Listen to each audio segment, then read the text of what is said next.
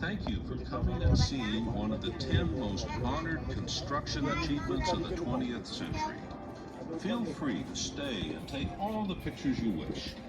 The next presentation is located across the street at the flag line. What? Alright, I just want to get one more picture in front of the bridge. Yeah. The thing is like you're also scraping it.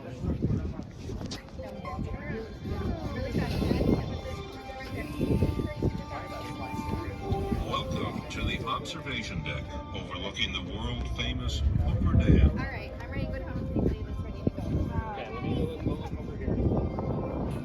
From here, you'll get a spectacular panoramic view of Lake Mead, the dam, the Colorado River, and the bypass bridge.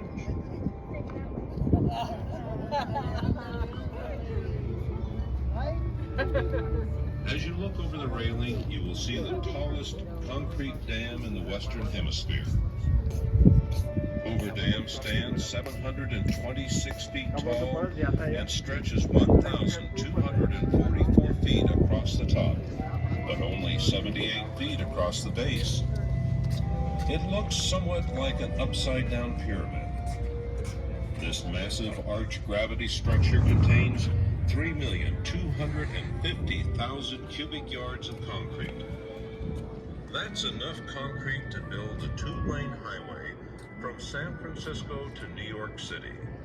The thickness of the roadway is a mere 45 feet, but as the dam expands towards the base, it reaches 660 feet, nearly as thick as it is tall.